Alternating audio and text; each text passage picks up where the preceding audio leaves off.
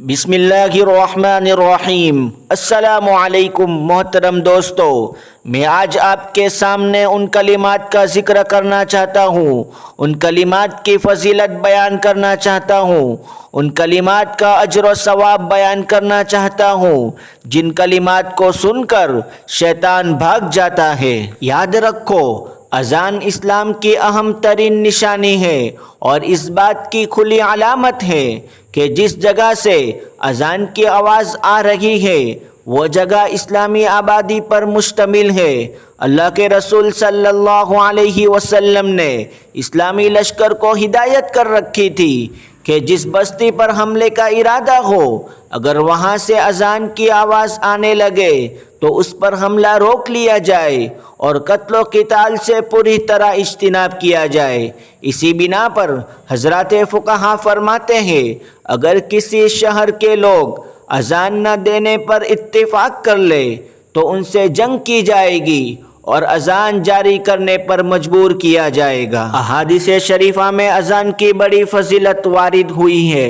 ایک روایت میں وارد ہے کہ نبی اکرم صلی اللہ علیہ وسلم نے فرمایا کہ مؤذن کی آواز جہاں تک پہنچتی ہے اتنی ہی لمبی چوڑی اس کے لیے مغفرت کا فیصلہ کیا جاتا ہے، اور جس تر یا خشک چیز تک وہ آواز پہنچتی ہے وہ سب چیزیں اس کے لیے قیامت میں خیر پر شہادت دے گی۔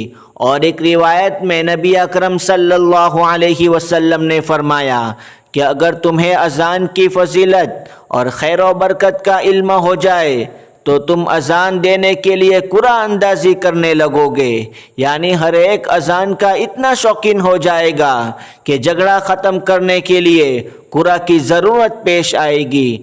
اور ایک حدیث میں مروی ہے، حضور اکرم صلی اللہ علیہ وسلم نے فرمایا، مؤذن حضرات میدان محشر میں سب سے لمبی گردن والے ہوں گے۔ اس کا مطلب بیان کرتے ہوئے شارحین نے کہا ہے کہ واقعتاً ان کی گردنیں اونچی کر دی جائیں گی تاکہ وہ گھٹن سے محفوظ رہے، اور بعض علماء کی رائے یہ ہے کہ لمبی گردن ہونے سے ان کی سرداری اور بزرگی مراد ہے۔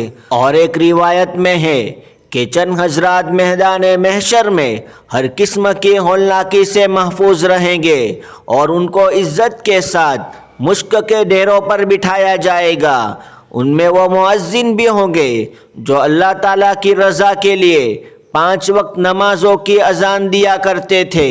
حضرت سعد بن ابی وقاص رضی اللہ تعالیٰ عنہ فرماتے تھے کہ مجھے پابندی سے اذان دینے پر قدرت حاصل ہونا حج، عمرہ اور جہاد سے زیادہ پسند ہے۔ اذان کے کلمات میں اللہ تعالیٰ نے ایسی تاثیر رکھی ہے کہ شیطان اس کے سننے کی تاب نہیں رکھتا، اور جب اذان شروع ہوتی ہے تو وہ بدحواسی کے عالم میں ہوا خارج کرتے ہوئے دور بھاگ جاتا ہے۔ اور ایک روایت میں ہے کہ جب اذان ہوتی ہے تو شیطان بھاگ جاتا ہے تاکہ اذان کے کلمات اس کے کان میں نہ پڑ سکے، پھر اذان کے بعد واپس آ جاتا ہے۔ اس کے بعد جب اقامت ہوتی ہے پھر بھاگ جاتا ہے اور ختم ہوتے ہی پھر براجمان ہو جاتا ہے اور نمازی پر وسوسے ڈالنے کی کوشش کرتا ہے۔ اذان کا جواب دینا بہت ثواب کا عمل ہے۔ ایک حدیث میں اللہ کے رسول صلی اللہ علیہ وسلم نے ارشاد فرمایا کہ جو شخص اخلاص کے ساتھ مؤذن کے کلمات یعنی اذان دہرائے اور حی علی الصلاۃ اور حی علی الفلاح کے جواب میں لا حول ولا قوت الا باللہ العلی العظیم کہے تو انشاءاللہ وہ جنت میں داخل ہوگا۔ اور جو شخص اذان کے بعد یہ دعائے وسیلہ پڑھے اس کو اللہ کے رسول صلی اللہ علیہ وسلم کی شفاعت نصیب ہوگی۔ دعا اسکرین پر یہ ہے، اللہم رب هذه الدعوة التامة والصلاة القائمة آت محمدا الوسيلة والفضيلة وبعثه مقاما محمودا الذي وعدته إنك لا تخلف المیعاد، جس کا ترجمہ یہ ہے، اے اللہ، اے اس مکمل دعوت اور قائم شدہ نماز کے مالک، محمد صلی اللہ علیہ وسلم کو مقام وسیلہ اور فضیلت اور برتری سے سرفراز فرمائیے اور آپ کو اس مقام محمود پر فائز فرمائیے جس کا آپ نے وعدہ فرمایا ہے۔ بہرحال اذان کے جواب کا اہتمام کرنا بہت نفع بخش ہے، اس میں کوتاہی نہ ہونی چاہیے، مگر افسوس کا مقام ہے کہ آج اذان کے جواب کا بالکل اہتمام نہیں کیا جاتا۔ اذان ہوتی رہتی ہے اور لوگ اپنی باتوں میں اور دیگر مشغولیات میں مصروف رہتے ہیں اور جواب دینے اور بعد میں دعا پڑھنے کی فکر نہیں کی جاتی۔ اللہ کے رسول صلی اللہ علیہ وسلم کا ارشاد ہے، یہ بڑے ظلم کی بات ہے کہ آدمی مؤذن کی اذان سن کر اس کا جواب نہ دے۔ اور یاد رکھو، اذان کے دوران جو دعا مانگی جاتی ہے وہ بارگاہ خداوندی سے رد نہیں ہوتی۔ حضرت سہل بن سعد رضی اللہ تعالیٰ عنہ فرماتے ہیں کہ اللہ کے رسول صلی اللہ علیہ وسلم نے ارشاد فرمایا، دو اوقات ایسے ہیں کہ ان میں بہت کم کسی کی دعا رد ہوتی ہے۔ نمبر 1 اذان کے وقت کی دعا، نمبر 2 میدان جنگ میں۔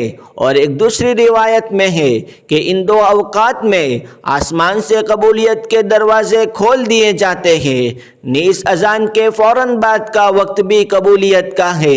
ایک حدیث میں ہے کہ مؤذن کے اذان کا جواب دو، پھر جو مانگو کہ تمہیں عطا ہوگا۔ اور آخر میں اتنا ہی کہوں گا، رہ گئی رسم عزا روح بلالی نہ رہا۔ اسی طرح کے ویڈیو کے لیے ہمارے چینل کو سبسکرائب کریں، شیئر کریں اور لائک کریں۔